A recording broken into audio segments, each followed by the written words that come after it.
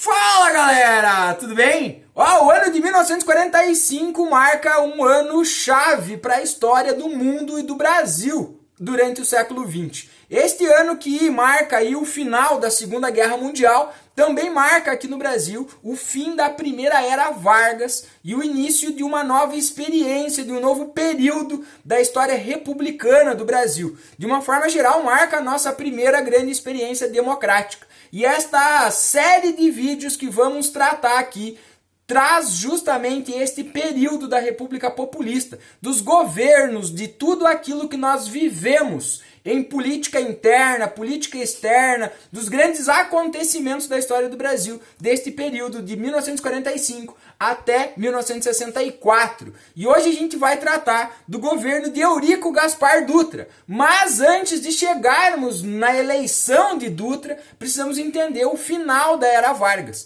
Então, em 1945, a participação do Brasil na Segunda Guerra Mundial abriu justamente uma contradição na história do Brasil pelo fato de estarmos vivendo aqui um Estado autoritário, uma ditadura, partindo do controle autoritário e fascista do Vargas, e fomos lutar na Europa pela libertação contra o nazismo, contra o fascismo. Então isso abre um precedente e coloca em xeque todo esse governo, esse aparato do Vargas. Então, em 1945, o Vargas, sacando isso, até tramando algumas questões políticas para se manter no jogo político, começa um processo de abertura e de redemocratização do país. Então, em 1945, nós temos a abertura do pluripartidarismo, nós vamos ter aí a marcação de uma data para ocorrer as eleições que vai suceder o Vargas neste pleito, nesse momento,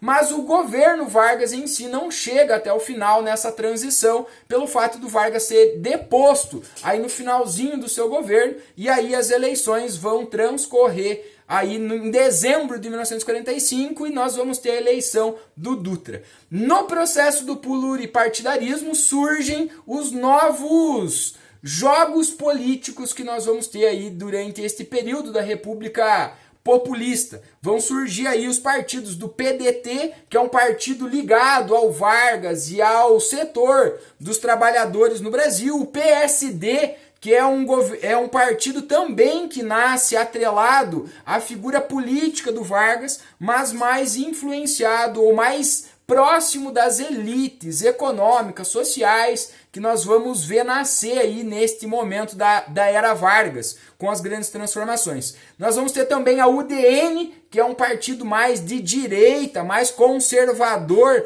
ligado aos interesses, em especial, do capital estrangeiro aqui no Brasil, mais adeptos do liberalismo econômico, contra o intervencionismo, que foi a grande característica do governo Vargas durante a sua primeira passagem, e o PSB, o Partido Comunista Brasileiro, ligado à figura do Luiz Carlos Prestes, que agora sai da prisão, aonde durante o Estado Novo ele se manteve preso aí pelo Vargas durante a ditadura. Agora este partido também ganha o direito à liberdade nesse sentido. Então este momento da história do Brasil é um momento que marca uma transição. Nós estamos deixando aquele país com características agroexportadores, pautado na economia agrícola do café, e estamos dando aqueles passos importantes da transformação.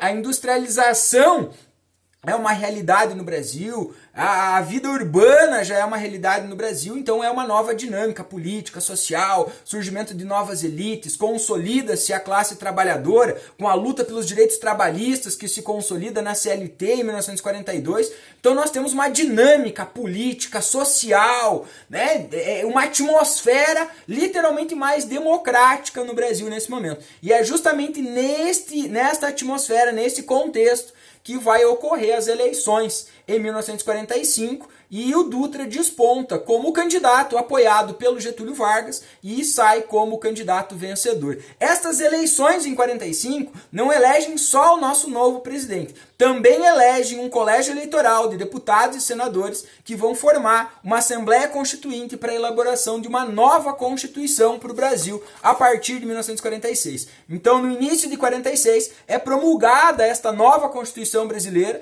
que traz um caráter bastante liberal, traz novamente a República Federativa presidencialista, traz os três poderes funcionando de forma harmônica, de forma independente, né? Institui a igualdade de todos perante a lei, traz eleições indiretas para os cargos executivos e legislativos, né? Traz o voto secreto, universal para todos, né? Maiores de 18 anos, homens e mulheres, ainda continua a exclusão dos analfabetos, mas abre um precedente maior de participação democrática e política.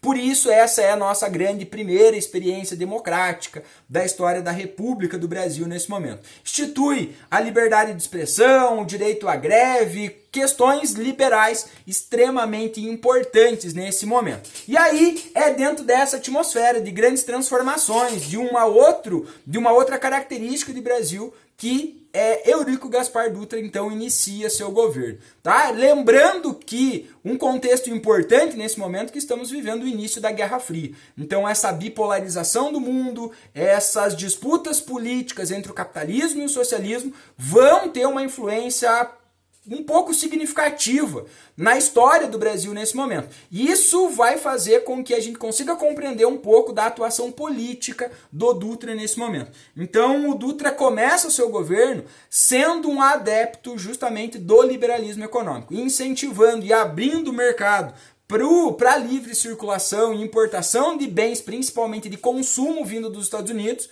o que provoca um problema econômico para o Brasil. Porque em apenas um ano nós vamos gastar todas as nossas reservas monetárias, aquelas reservas que acumulamos durante os anos da guerra, da Segunda Guerra, que de certa forma economicamente foram benéficas para o Brasil, porque o Brasil, ao fato de passar um bom tempo como um país neutro, forneceu muito produto de consumo, enfim, produtos para os países envolvidos na guerra, então acumulamos um bom capital.